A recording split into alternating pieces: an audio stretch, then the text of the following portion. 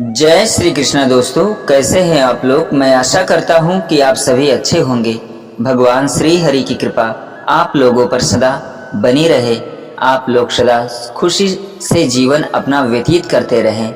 दोस्तों, इस भौतिक जगत में यहाँ से लेकर जहाँ तक चाह सकते हैं चले जाएं। कुछ भी अकेला नहीं है, जो भी कुछ है जोड़े में है। प्रकृति के साथ पुरुष है, सुख के साथ दुख है तो दिन के साथ रात भी है। पूर्व जन्मों के अपने संचित कर्मों के आधार पर जो भी कुछ अच्छा और बुरा, पुण्य और पाप आत्मा अपने साथ लेकर आई है, वह संपूर्ण रूप से एक तरफा बुरा ही बुरा या पाप ही पाप नहीं होता। इन दोनों का, पुण्य और पाप का, अच्छा और बुरे का मिश्रण होता है। हाँ, इतना जरूर है कि किसी के जीवन में सही की मात्रा अधिक है तो गलत कम है, किसी के जीवन में गलत अधिक है तो सही कम है। गलत के रास्ते पर सबसे पहला कदम हमेशा खेल खेल में, हमेशा शौक में ही रखा जाता है।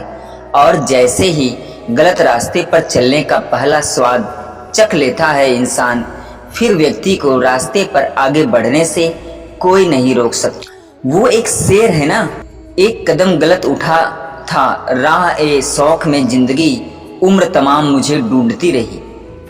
गलत रास्ते पर चलते चलते एक से बड़ी एक, हर पिछली उपलब्धि से अगली और भी अधिक बड़ी उपलब्धि इस इंसान की हिम्मत बढ़ाती रहती है। गलत के बाद गलत, एक हत्या के बाद एक और हत्या, एक लूट के बाद एक और लूट, हौसला बढ़ाता रहता है। आमदनी बढ़ती रहती है, तातलुक बढ़ते रहते हैं, प्रभाव का क्षेत्र बढ़ता रहता है।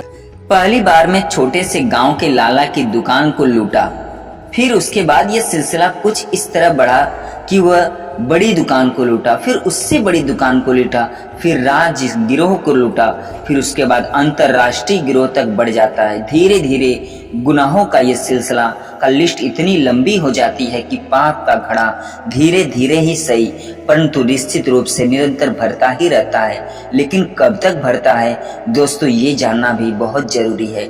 जिंदगी के पेड़ पर जन्मी नन्ही सी एक कौंपल का समय कभी तो पूरा होगा, पत्ते को पीला पड़कर नीचे गिरना ही पड़ेगा।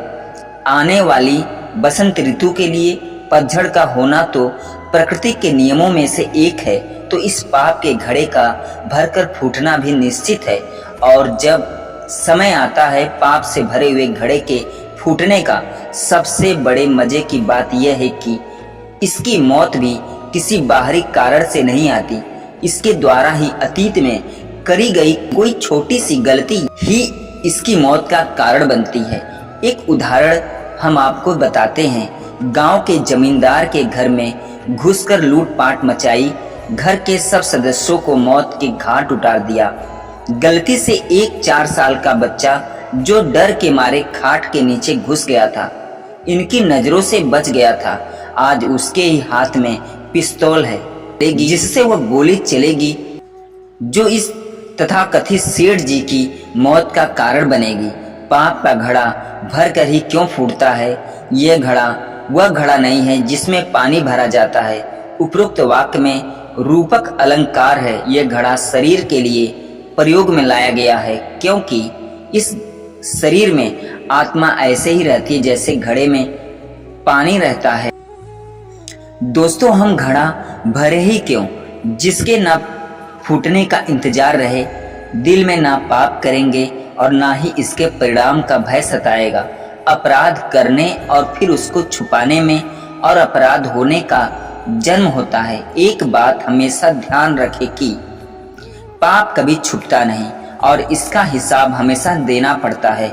ऊपर वाला हमारे सारे कर्मों का हिसाब लेता है, वो भी इसी बात का इंतजार करता है कि कब हमारे पाप का घड़ा फूटे और हमें इसकी सजा मिले। सभी को अपने कर्मों का हिसाब यही देना पड़ता है। घड़ा जो मिट्टी का होता है उसका कोई समय निर्धारित नहीं किया जा सकता कि कब फूटेगा, और पाप का बोझ हमेशा भारी होता है। अब मिट्टी का घड़ा पाप का बोझ अधिक हो जाने पर जल्दी भी तो फूट सकता है ना। इसलिए पाप को किसी तिजोरी या बक्से में रखने के बजाय घड़ा ही भरा जाता है, फिर पहले के ज़माने में घड़ा हर किसी के पास आसानी से मिल जाता था, लेकिन जब ये कहावत बनी थी उस समय लोग थोड़े से ईमानदारी भी होते थे, या यूँ कहें कि उस समय उनके मन में कहीं न कहीं ईश्वर का वास भी होता था। तो पाप करने के बाद भी प्रायश्चित के लिए वो अपने पापों को घड़े में ही भरते थे, और जब घड़ा फूट जाता तो भी अपने पापों को सिरोधार्य कर लेते थे। अब समय बदल चुका है, इसलिए आजकल तो लोग पाप को तिजोरी या सूटकेस, फ्रिज, अलमारी किसी भी चीज में रखने लगे हैं। यहाँ तक कि लोग अपने पाप को बैंक में भरकर बस या ट्रेन में रख देते हैं और तब तक के लिए निश्चित हो जाते हैं जब तक कि तिजोरी, बैंक, सूटकेस, फ्रिज खुलने पर उनका पाप सामने नहीं आ जाता। और तो और अपने पापों को अग्निदेव को भी समर्पित करने की पूरी कोशिश करते हैं, लेकिन घड़ा का इस्तेमाल नहीं करने के बावजूद भी पाप खुद के वजूद को होने का जोर से शोर से ऐलान भी कर देता है। इस प्रकार चाहे घड़े में आपने पाप को ठंडा करने के लिए कोई रखे भी तो भी पाप कभी ठंडा नहीं हो पाता। पाप की गर्मी हर जगह बरकरार रहती है और कभी न कभी उबल कर बाहर आ जाती है। जब पाप का घड़ा भर जाता है तो उसके ऐसे पतन की शुरुआत होती है जहां से वो उबर नहीं पाता। वह ऐसी गलतियां करता है कि सगे संबंधी भी मुंह मोड़ लेने के मजबूर हो जाते हैं। सामाजिक प्रतिष्ठा भी धूल में मिल जाती है, शरीर भी साथ नहीं देता। वह गलतियों पर गलतियां करता है, बुद्धि काम नहीं करती है। भाई एक बात तो पक्की है, पाप का घड़ा फूटता जरूर है, क्योंकि हर घड़े या पृथ्वी में मौजूद हर एक वस्तु की एक निश्चित सीमा होती है। इसलिए सीमा पार होने से पहले पाप करना छोड़ दो तथा प्रायश्चित या मार्ग अपना लो, पुण्य कमाना शुरू कर दो। पाप का आश्रय बुरे कर्म से है, घड़ा का आश्रय घट शरीर से है। जब कोई बुरे कर्मों की आदत बना लेता है तो उसके अंदर नेगेटिव ऊर्जा इकट्ठी होने लगती है और यही उसके अंत का कारण बन जाती है। इस गंदगी से भरी राजनीति में पाप क्या पुण्य क्या सब जानते हैं, अंत तो बुराई होने वाला, लेकिन मानता कौन है। एक घटा भरने के पहले टूट गया तो क्या फर्क पड़ेगा। या बहुत से घड़ा लाइन में है, कुछ भर गया और कुछ में पाप भरने का काम तेजी से चल रहा है। आजकल पाप का घड़ा नहीं भरता, वह घड़े की तली में पहले से छेद करके रखते हैं, ऊपर से पड़ता है, नीचे से निकल जाता है। अपने आप फूट जाए तो बात दूसरी है। अपने दशहरे पर रावण दहन तो देखा ही होगा। जब रावण के पाप का घड़ा भर चुका था तो राम जी ने ऐसा बाण मारा, घड़ा फूटा, बहुत तेज आवाज आई, भड़ाम भड़ाम, और रावण गिरा धड़ाम। ये बस इंसान के बस का है ही नहीं, ये तो सिर्फ ईश्वर को पता है। हाँ, इंसान अपने अनुभव के द्वारा ये पता कर सकता है कि मैंने जीवन में बहुत पाप किया है या पुण्य। जिस इंसान को अगले पल क्या होने वाला है इसकी खबर नहीं, तो पाप पुण्य तो बहुत दूर की बात है।